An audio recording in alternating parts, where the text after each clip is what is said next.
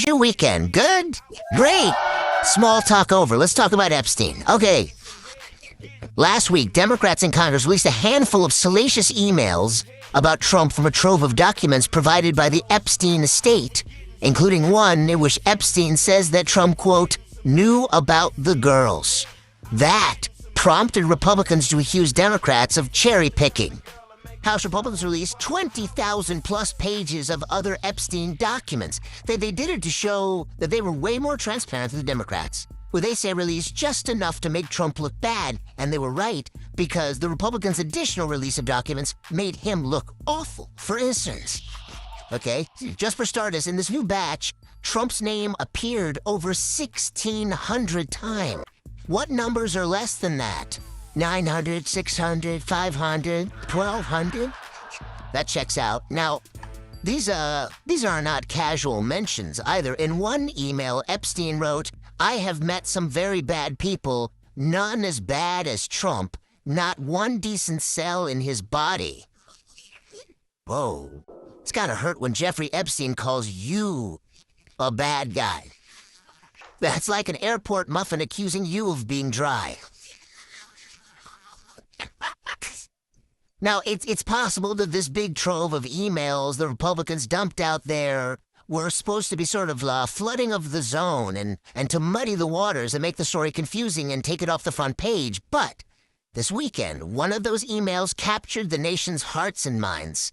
It was, you know what it is, I can tell. It was from Jeffrey Epstein's brother, Mark, who emailed Jeff in 2018 telling him to ask Jeff's friend, Steve Bannon, quote, if Putin has the photos of Trump blowing Bubba. Okay. I don't want to talk about this. First of all, who is this lucky Bubba? Well, lots of folks pointed out that Bubba is a nickname for former President Bill Clinton.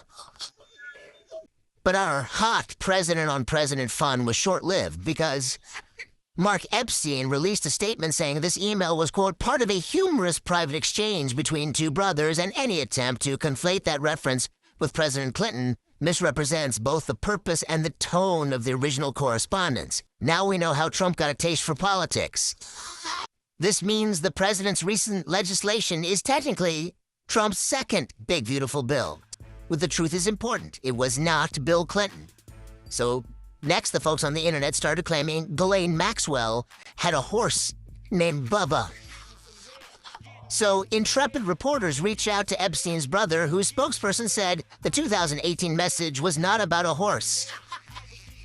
That's actually too bad. It could have been Trump's most stable relationship. This is true, I'm being told.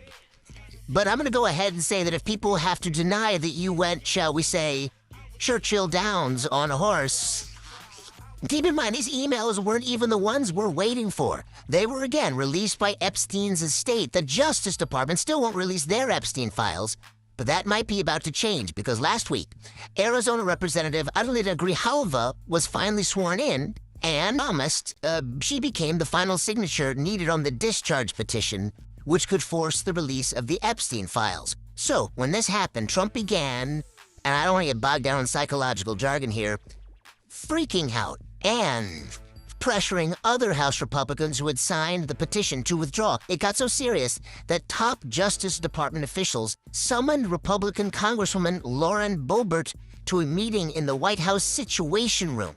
Yes, so named after the little-known founding father from New Jersey, Mike the Situation. Boebert, stuck to her guns, so Trump tried intimidating other anti-pedophile Republicans. On Saturday, he posted, lightweight Congresswoman Marjorie Taylor Brown. Green grass turns brown when it begins to rot. Betrayed the entire Republican Party. Doesn't count as an insult if you have to add a footnote. Listen up, your mama is so fat that when I say she sits around the house, what I mean is she takes up the entire cubic volume of a standard American home. I'm talking 2 bedrooms, 2.5 baths, Zestimate of $400,000. Your mom is a chunko is the gist of my insults. When intimidating MAGA failed, Trump tried another desperate ploy, posting, "I will be asking AG Pam Bondi and the Department of Justice, together with our great patriots at the FBI, to investigate Jeffrey Epstein's involvement and relationship with Bill Clinton, Larry Summers, Reid Hoffman, J.P. Morgan, Chase, and many other people." He's telling the United States Attorney General to investigate his political opponents. For Bill Clinton, that's got to come as a real blow. So Trump did everything he could to quash the vote on the files and distract from him, but none of it worked. In fact, here's Kentucky Representative Thomas Massie yesterday talking about GOP support for the bill. "I think we could have a deluge of Republicans. There could be 100 or more."